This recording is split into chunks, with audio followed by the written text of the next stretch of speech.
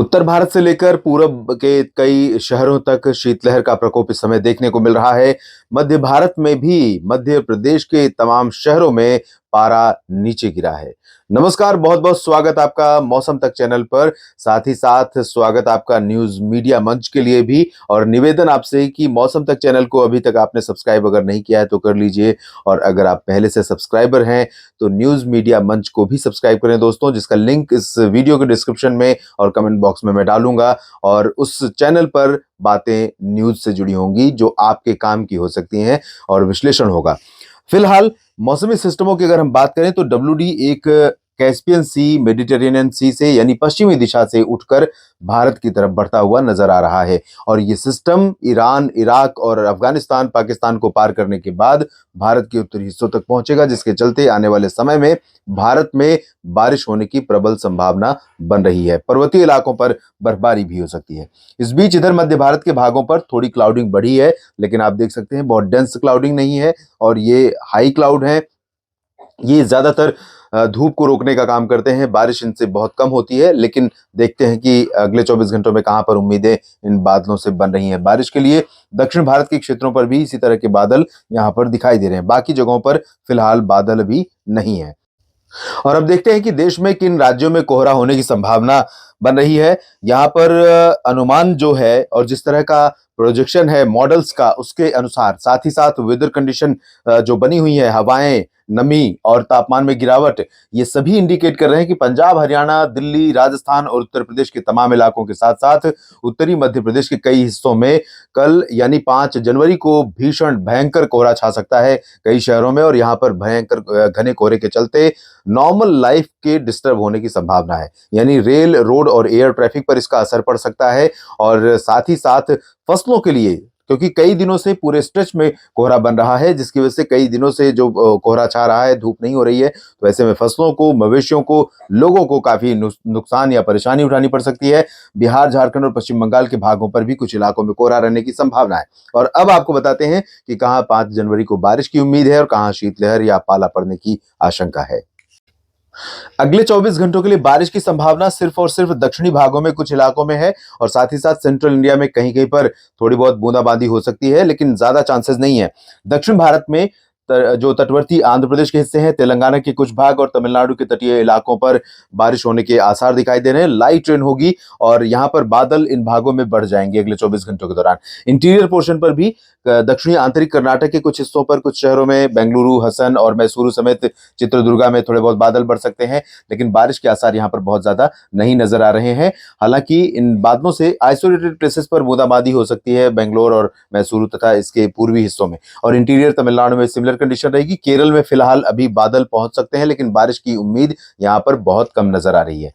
तेलंगाना में, हैदराबाद में बारिश हो सकती है और आंध्र प्रदेश में जैसे कि आपने देखा रायलसीमा और दक्षिणी तटीय इलाकों में कुछ स्थानों पर वर्षा होने की संभावना है। साथ ही साथ जो बादल, जो मॉइस्चर अभी आपने देखा सेंट्रल इंडिया पर पहुंच रहे हैं, वो बादल कल भी पहुंचते रहेंगे और कल भी उम्मीद रहेगी कि महाराष्ट्र के विदर्भ, मराठवाड़ा और उत्तरी आंतरिक कर्नाटक के कुछ इलाकों में, ये जो पोर्शन है, इन भागों में कुछ स्थानों पर बूंदाबांदी या हल्की वर्षा हो सकती है।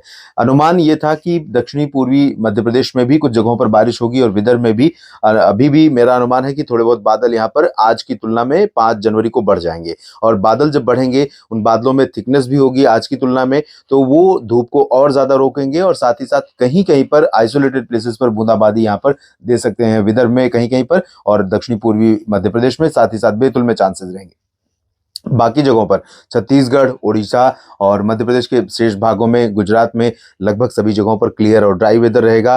भोपाल में भी शुष्क मौसम रहेगा। हवाओं का रुख बदल जाएगा मध्य प्रदेश के ऊपर। जो उत्तरी हवाएं चल रही थी पूरे मध्य प्रदेश पर, अब हवाओं का रुख बदल जाएगा, लेकिन इसके बावजूद यहाँ पर सरफेस पर नमी, ठंडक होने की वजह से और धूप नहीं निकलने के चलते, धूप ज्यादा देर तक नहीं निकलेगी, इसके चलते ग्वालियर, गुना, शिवपुरी और श्योपुर से लेकर भिंड, मुरैना, दतिया, नीमच, खजुराहो, पन्ना, सागर और रीवा, छतरपुर, इन सभी भागों में, साथ ही साथ भोपाल से लेकर आसपास के इलाकों में कई जगहों पर कड़ाके की सर्दी का यहाँ पर आपको सामना करना पड़ेगा। शाहजहांपुर में भी कड़ाके की सर्दी पड़ सकती है और यहाँ रीवा समेत जो दक्षिण पूर्वी इलाके हैं, रीवा से लेकर उमरिया के बीच में ये जो हिस्सा है, इन भागों में भी कुछ स्थानों पर थोड़ी बहुत क्लाउडिंग, सुबह के समय कोहरा और दिन में थोड़ी बहुत क्लाउडिंग, इस तरह से हेज रहेगी, जिसकी वजह से धूप देखने को यहाँ पर कम मिलेगी। तो ओवरऑल सेंट्रल इंडिया में कुछ एक जगहों पर को छोड़कर बाकी जगहों पर क्लियर और ड्राई वेदर रहेगा।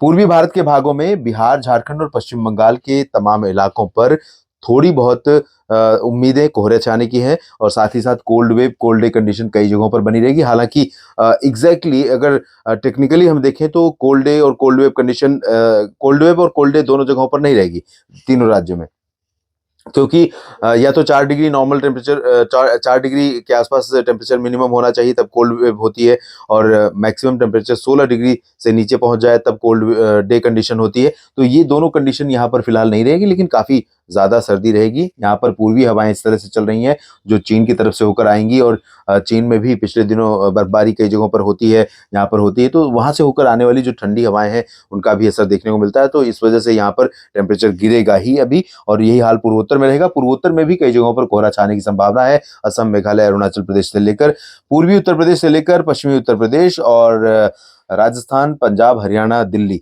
इन भागों पर उत्तरी हवाओं का असर थोड़ा कम हो जाएगा। लेकिन यहाँ पर जो हवाएं पहुंचेंगी वो पूरब से थोड़ी सी हवाएं आएंगी और उन हवाओं में भी ठंडक रहेगी। तो ज़्यादा ज़्यादा डिफरेंस आपको देखने को नहीं मिलेगा। जैसा मौसम आज था, 4 डिग्री के आसपास टेम्परेचर दिल्ली में रिकॉर्ड किया गया, चूरू में -0.5 डिग्री सेल्सियस तापमान पहुंच गया। तो ये कंडीशन यहाँ पर प्रिवेल करने वाली है, और कोहरा जो है वो एक कारण बनेगा कि धूप को जल्दी नहीं निकलने देगा। तो 10, 11, 12 बजे तक आपको काफ़ी ज़्यादा सर्दी महसूस होगी इन भागों में, सभी मैदानी इलाकों में, पंजाब के अधिकांश हिस्सों में और साथ ही साथ हरियाणा में।